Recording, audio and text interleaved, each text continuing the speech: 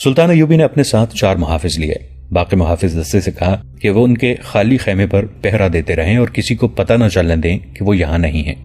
انہوں نے اپنے ساتھ جانے والے عملے سے کہا کہ وہ خاموشی سے فلاں جگہ پہنچ جائیں، وہ ان سے آن ملیں گے۔ انہوں نے اپنا قائم مقام مقرر کیا اور باہر نکل گئے۔ صحرا تاریک تھا، 14 گھوڑے سر پر دوڑے جا رہے تھے۔ صلاح الدین ایوبی تاریکی چھٹنے سے پہلے قاہرہ پہنچ جانا چاہتے تھے۔ علی بن سفیان کو انہوں نے اپنے ساتھ رکھا تھا۔ ان کی فوج پڑاؤ میں گہری نیند سو گئی تھی۔ جاگنے والے سنتریوں کو بھی علم نہیں ہو سکا تھا کہ ان کا سالار اعلیٰ نکل گیا ہے۔ قاہرہ والوں کے تو وہم و گمان میں بھی نہیں تھا کہ سلطان ایوبی مصر میں داخل ہو چکے ہیں۔ رات کا پچھلا پہر تھا جب سلطان ایوبی کا قافلہ قاہرہ میں داخل ہوا۔ انہیں کسی سنتری نے نہ روکا، وہاں کوئی سنتری تھا ہی نہیں۔ سلطان ایوبی نے اپنے ساتھیوں سے کہا، یہ ہے بغاوت کی ابتدا۔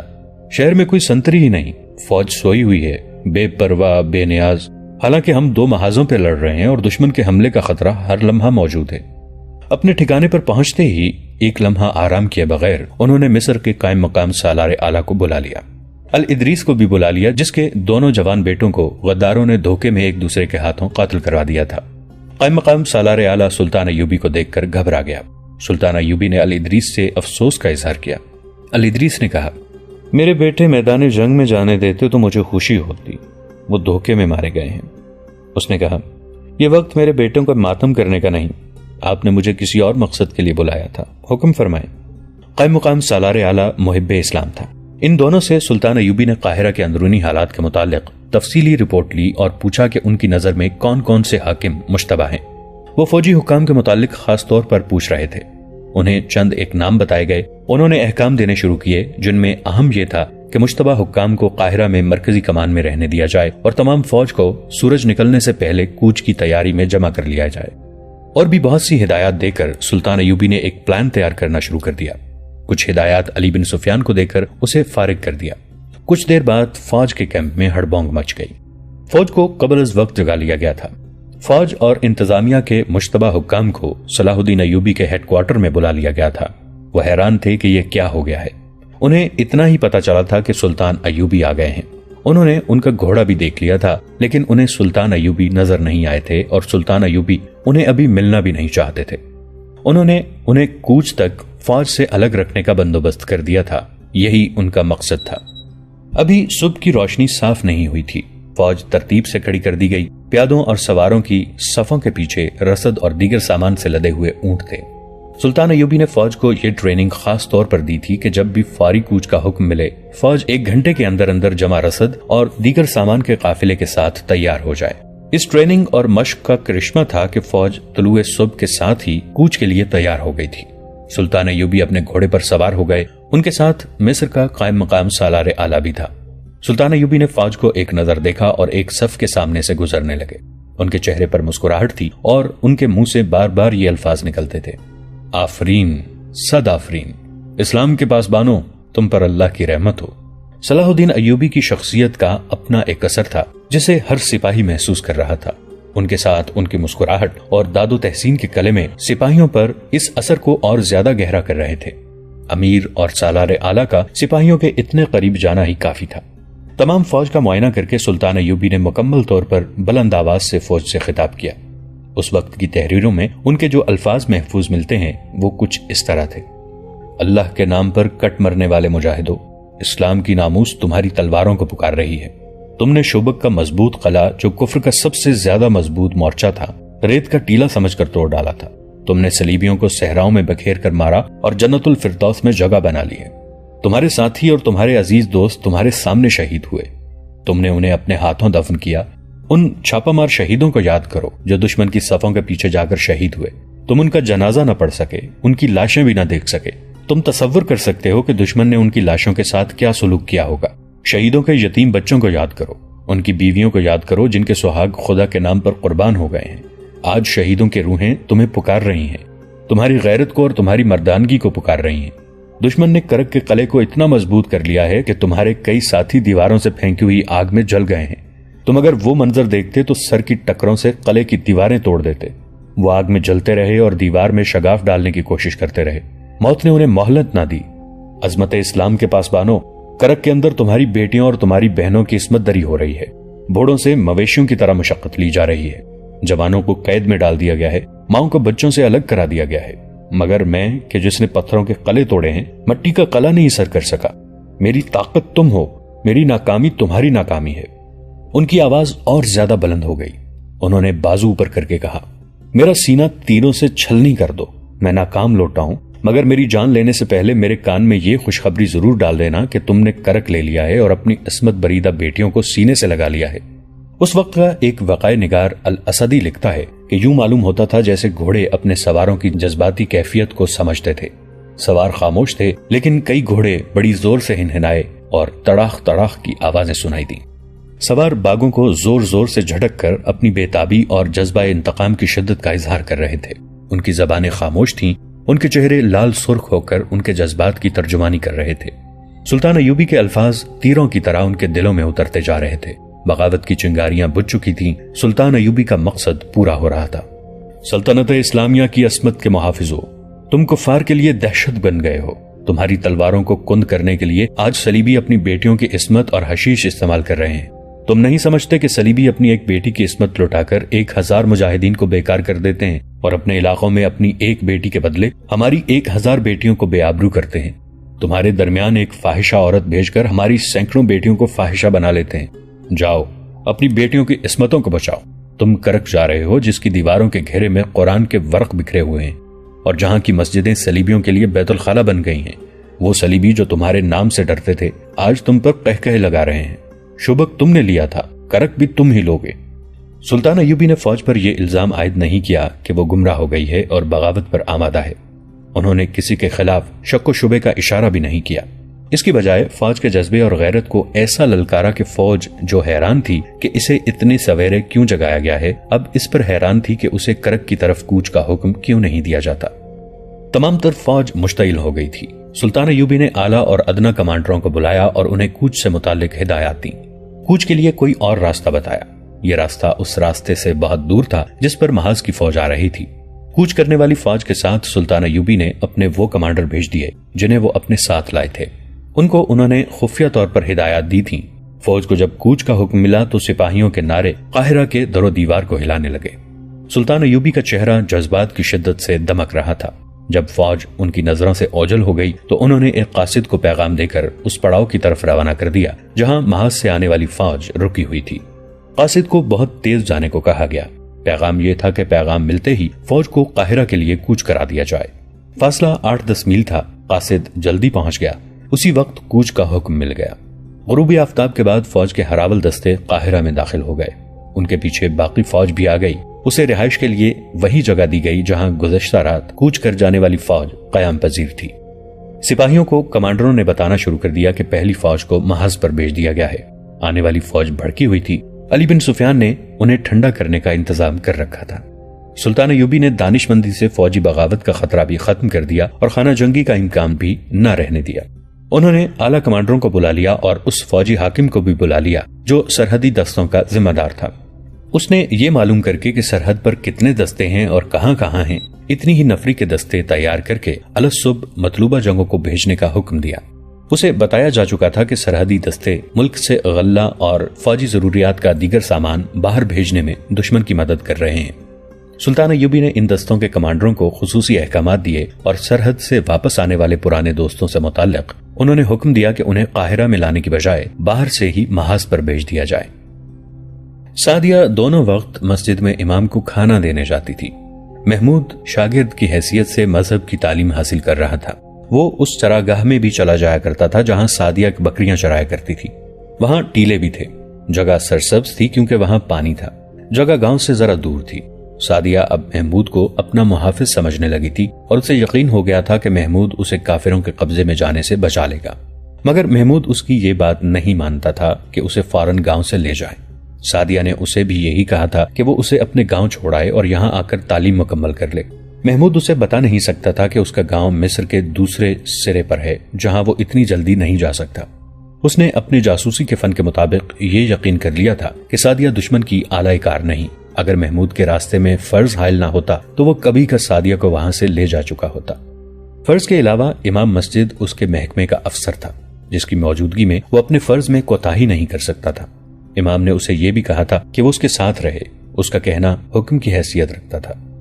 ایک روز اچانک گاؤں میں رونق آ گئی، کچھ اجنبی صورتیں نظر آنے لگیں، ہر کسی کی زبان پر ایک ہی کلمہ تھا، وہ آ رہا ہے، وہ آسمان سے آیا ہے، مرے ہوئے کو زندہ کرنے والا آ رہا ہے۔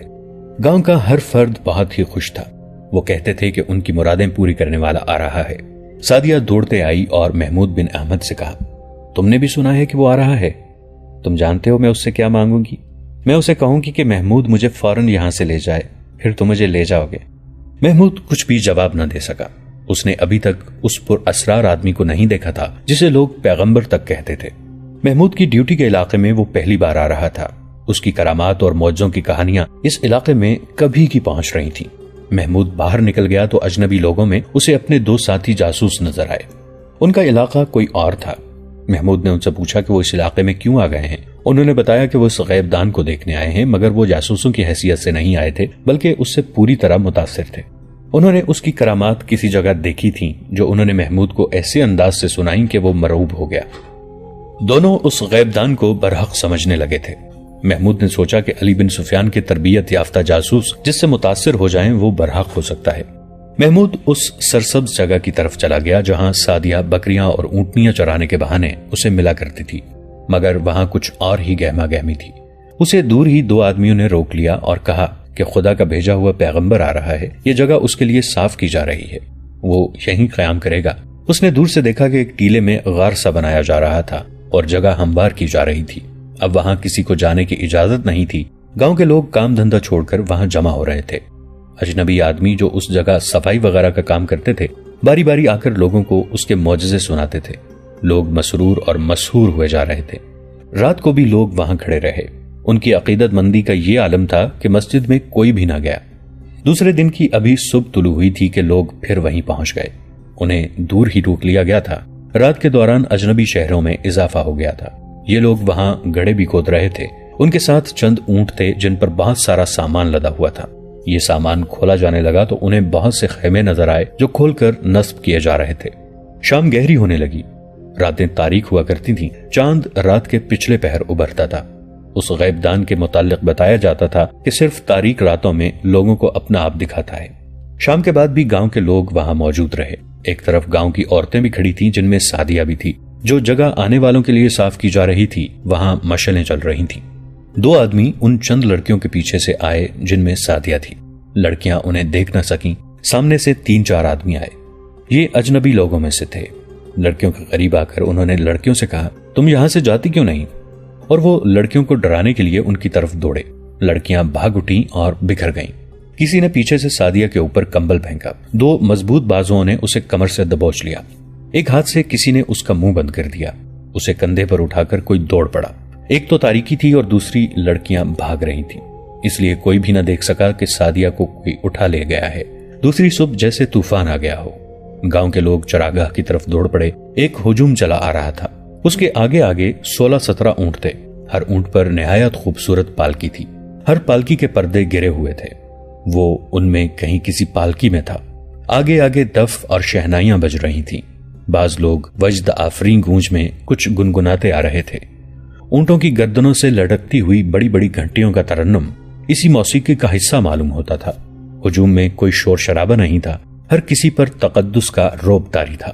یہ مریدوں اور عقیدت مندوں کا جلوس تھا جو معلوم نہیں کہاں کہاں سے اس کے ساتھ چلے آ رہے تھے۔ ایسی فضا پیدا ہو گئی تھی جیسے پالکیوں والے اونٹ آسمان سے اتر رہے ہوں۔ یہ قافلہ سرسبز جگہ چلا گیا، وہاں ٹیلے زیادہ تھے، ایک جگہ بہت سے خیمے نصب کر دیے گئے تھے، ان میں ایک خیمہ خاصا بڑا تھا۔ تمام لوگوں کو دور ہٹا دیا گیا، پھر کوئی نہ دیکھ سکا کہ پالکیوں میں سے کون نکلا اور کہاں غائب ہو گیا۔ عقیدت مندوں کا ہجوم دور ہٹ کر بیٹھ گیا۔ سعدیہ کے گاؤں کے لوگ ان سے اس مقدس انسان کی باتیں سننے لگے۔ انسانی فطرت کی یہ خاصیت ہے کہ انسان جس قدر گنوار اور پسماندہ ہوتا ہے وہ اتنا ہی سنسنی پسند ہوتا ہے، وہ باتوں میں سنسنی پیدا کرنے کی کوشش کرتا ہے۔ یہی کیفیت وہاں پیدا ہو گئی تھی۔ امام بھی اس ہجوم کو دیکھ رہا تھا اور محمود بھی۔ وہ ابھی کوئی رائے قائم نہیں کر سکتے تھے۔ انہیں قاہرہ سے یہ ہدایت ملی تھی کہ سرحدی علاقے میں کوئی نیا عقیدہ پھیلایا جا رہا ہے، اس کے متعلق تفصیلات معلوم کر کے بتاؤ کہ یہ کیا ہے اور اس کی پشت پناہی میں کون لوگ ہیں۔ قاہرہ کو ابھی کوئی تفصیلی اطلاع نہیں ملی تھی۔ اس کی سب سے بڑی وجہ یہ تھی کہ جن علاقوں میں یہ پر اسرار آدمی جاتا تھا وہاں کے جاسوس بھی ان کے معجزوں سے مرعوب ہو گئے تھے۔ وہ اس کے خلاف کوئی بات منہ سے نکالنے سے ڈرتے تھے۔ سرحدی دستوں نے بھی ایسا ہی اثر قبول کیا تھا۔ اب اس امام کی باری تھی۔ اسے دیکھنا تھا کہ یہ سب کوئی ڈھونگ ہے، شعبدہ بازی ہے یا کیا ہے۔ اس نے یہ دیکھ لیا تھا کہ لوگ اس کی طرف باتیں سن سن کر اتنے متاثر اور مرعوب ہو گئے ہیں کہ انہوں نے مسجد میں جانا چھوڑ دیا تھا۔ وہ اس کی جھلک دیکھنے کے لیے اس جگہ کے گرد بیٹھے تھے جہاں وہ اونٹ سے اتر کر کسی خیمے میں غائب ہو گیا۔ امام اور محمود وہاں کھڑے تھے۔ سعدیہ کا باپ ان کے پاس آن رکا۔ اس نے پریشانی کے عالم میں یہ بتایا کہ سعدیہ رات سے غائب ہے۔ لڑکیوں نے اسے بتایا تھا کہ انہیں چند آدمیوں نے سامنے سے آ کر ڈرایا اور وہاں سے بھگا دیا تھا۔ ایک لڑکی نے بتایا کہ اس نے وہاں سے پیچھے 2 آدمی دیکھے تھے، اس سے آگے کسی کو علم نہ تھا۔ باپ سعدیہ کی تلاش میں چل پڑا۔ محمود بھی اس کے ساتھ ہو لیا۔ وہاں اسے سعدیہ کہاں مل سکتی تھی مگر وہ باپ تھا۔ بے چینی سے ادھر ادھر گھومنے پھرنے لگا۔ محمود اس کے ساتھ نہیں رہا۔ انہیں ایک اجنبی نے روک لیا اور پوچھا، کیا تم کسی کو ڈھونڈ رہے ہو؟ سعدیہ کے باپ نے اسے بتایا کہ گزشتہ رات اس کی لڑکی لاپتہ ہو گئی ہے۔ مجھے ابھی ابھی کسی نے بتایا ہے کہ تم اس لڑکی کے باپ ہو۔ اجنبی نے سعدیہ کو حلیہ بتا کر کہا، اگر تم اس لڑکی کو ڈھونڈ رہے ہو تو وہ تمہیں یہاں نہیں ملے گی۔ اب تک وہ مصر کی سرحد سے باہر اور بہت دور جا چکی ہوگی۔ گزشتہ شام میں نے ایک گھوڑا دیکھا تھا۔ ایک جوان اور بڑی خوبصورت لڑکی دوسری لڑکیوں سے ہٹ کر گھوڑے کے پاس گئی۔ سوار گھوڑے کے قریب کھڑا تھا۔ لڑکی نے اس کے ساتھ کچھ باتیں کی۔ سوار گھوڑے پر سوار ہو کر چند قدم پرے چلا گیا۔ لڑکی ادھر ادھر دیکھتی اس کے پیچھے چلی گئی۔ آگے جا کر وہ خود ہی سوار کے آگے گھوڑے پر بیٹھ گئی۔ سوار گھوڑا دوڑا کے لے گیا۔ میں دیکھ رہا تھا اور سوچ رہا تھا کہ یہ لڑکی کون ہو سکتی ہے جو ایک سوار کے ساتھ اپنی مرضی سے چلی گئی ہے۔ آج کسی نے بتایا ہے کہ وہ تمہاری بیٹی تھی۔ اسے اب ڈھونڈنے کی کوشش نہ کرو۔ وہ آدمی چلا گیا۔ سعدیہ کے باپ کے آنسو نکل آئے۔ محمود کا رد عمل کچھ اور تھا۔ وہ جاسوس تھا۔ اس نے یہ سوچا کہ یہ آدمی سفید جھوٹ بول گیا ہے۔ اس کی اطلاع اور تمام تر بیان جھوٹ تھا۔ کوئی اسے کیسے بتا سکتا تھا کہ اس شخص کی بیٹی ایک سوار کے ساتھ بھاگ گئی ہے جب اسے دیکھنے والا یہ اکیلا شخص تھا؟ جاسوسوں کو یہ ٹریننگ خاص طور پر دی جاتی تھی کہ کسی کی بات پر فوراً اعتبار نہ کرو اور ہر کسی کو شک کی نگاہ سے دیکھو۔ محمود نے اس اجنبی کا پیچھا کیا۔ وہ ہجوم میں سے ہوتا ہوا ٹیلوں کے پیچھے چلا گیا اور خیموں میں کہیں غائب ہو گیا۔ محمود کو یقین ہو گیا کہ سعدیہ انہی خیموں میں ہے اور اس کے اغوا میں اس آدمی کا ہاتھ ہے۔ یہ سعدیہ کے خریداروں میں سے ہو سکتا ہے جنہوں نے سودا نہ ہونے پر سعدیہ کے باپ کو لڑکی کے اغوا کی دھمکی دی تھی۔ سعدیہ کے باپ نے اسے نہیں پہچانا تھا۔ یہ اجنبی سعدیہ کے باپ کو یہ جھوٹا بیان دے کر گمراہ کرنے آیا تھا تاکہ باپ اپنی بیٹی کو یہاں تلاش نہ کرے۔ محمود بن احمد کے دل میں سعدیہ کی اتنی شدید محبت تھی کہ اس نے سعدیہ کو وہاں سے نکالنے کا تہیہ کر لیا۔ اس نے امام کو جا کر یہ ساری بات سنائی۔ امام سراغ رسانی کے شعبے کا ذہین حاکم تھا۔ اس نے بھی یہی رائے دی کہ اس غریب باپ کو دھوکہ دیا جا رہا ہے کہ اس کی بیٹی کسی کے ساتھ بھاگ گئی ہے۔ محمود نے امام کے ان دونوں جاسوسوں سے جو گاؤں میں موجود رہتے تھے ذکر کیا اور کہا کہ وہ سعدیہ کو وہاں سے نکالے گا اور اسے ان کی مدد کی ضرورت ہے، مگر یہ کام آسان نہیں تھا۔ ٹیلوں کے اندر اب کوئی نہیں جا سکتا تھا۔ نور الدین زنگی نے کرک کے محاصرے میں اپنی فوج لگا دی تھی اور قلعہ توڑنے کے طریقے سوچ رہے تھے۔ انہوں نے پہلے روز ہی اپنے کمانڈروں سے کہہ دیا تھا کہ جو قلعہ صلاح الدین ایوبی سر نہیں کر سکا وہ تم بھی آسانی سے سر نہیں کر سکو گے۔ صلاح الدین ایوبی تو ناممکن کو ممکن کر دکھانے والا آدمی ہے۔ سلطان ایوبی نے انہیں تفصیل سے بتا دیا تھا کہ یہاں کون کون سے طریقے آزما چکے ہیں۔ یہ بھی بتایا تھا کہ قلعے کے اندر کیا کیا ہے، رسد اور جانور کہاں ہیں اور آبادی کس طرف ہے۔ انہیں یہ معلومات جاسوسوں نے دی تھی۔ وہ اندر آگ پھینکنا چاہتے تھے مگر ان کی منجنیقیں چھوٹی تھیں۔ اس کے علاوہ صلیبیوں کے پاس بڑی کمانیں تھیں جن کے تیر بہت دور تک چلے جاتے تھے۔ یہ تیر منجنیقوں کو قریب نہیں آنے دیتے تھے، اس لیے قلعے کے دروازے پر بھی آگ نہیں پھینکی جا سکتی تھی۔ مجاہدین کہیں سے قلعے کی دیوار توڑنے کی کوشش کرتے تھے تو اوپر سے صلیبی جلتی ہوئی لکڑیوں اور دہکتے کوئلوں کے ڈرم انڈیل دیتے تھے۔ دوستو، آج کے لیے اتنا ہی۔ اسی کہانی کی اگلی قسط کے ساتھ بہت جلد حاضر ہوں گے۔ نیچے کامنٹ سیکشن میں اپنی رائے کا اظہار ضرور کیجیے گا۔ ہمارے اس چینل کو سبسکرائب کر کے نیچے موجود بیل آئیکن کو بھی ضرور کلک کیجیے گا۔ اگلی ملاقات تک کے لیے ہمارا اور آپ کا اللہ نگہبان۔